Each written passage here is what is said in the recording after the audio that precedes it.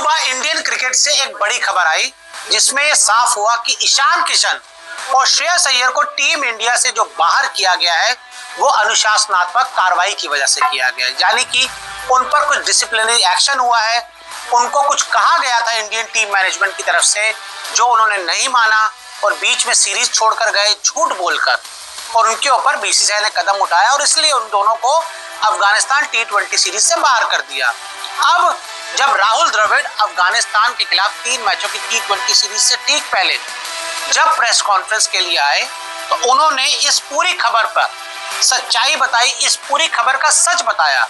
पत्रकारों ने राहुल द्रविड़ से सीधा सवाल किया कि कोच साहब आप ये बताइए कि ईशान किशन और श्रेयस को आपने डिसिप्लिनरी एक्शन की वजह से बाहर किया है, तो उस पर राहुल द्रविड़ ने क्या कहा सबसे पहले आपको वो बताते हैं। राहुल द्रविड़ ने कहा कोई अनुशासनात्मक वजह नहीं है, ईशान सिलेक्शन के लिए उपलब्ध नहीं था, उसने दक्षिण अफ्रीका में ही टीम से ब्रेक मांगा था, हम इस पर राजी हुए थे, उसने इस सीरीज के लिए भी खुद को चयन के लिए उपलब्ध नहीं कराया, मीडिया रिपोर्ट्स में भी किसी तरह का सच नहीं है, श्रेयस को इसलिए ड्रॉप करना पड़ा क्योंकि स्क्वाड में काफी ज्यादा बल्लेबाज हो रहे थे, ये खबरें पूरी तरह से फेक है। यानी कि जो इंडियन टीम के कोच है राहुल द्रविड़, उन्होंने उस हर खबर को फेक बता दिया, झूठा बता दिया जिसमें कहा गया कि ईशान किशन और श्रेयस अय्यर पर अनुशासनात्मक कार्रवाई हुई है।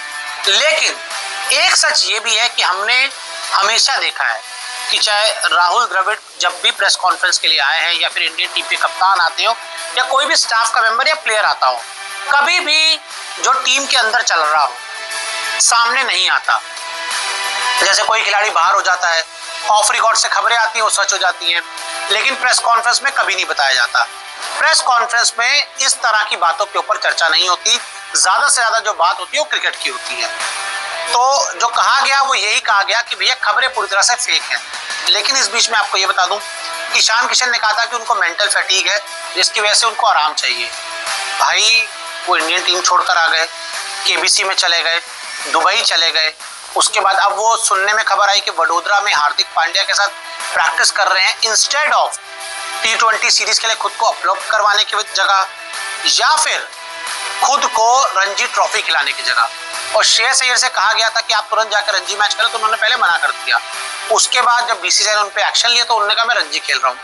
तो मुझे लगता है कि आई थिंक अगर कुछ होता है तो आके बताना चाहिए।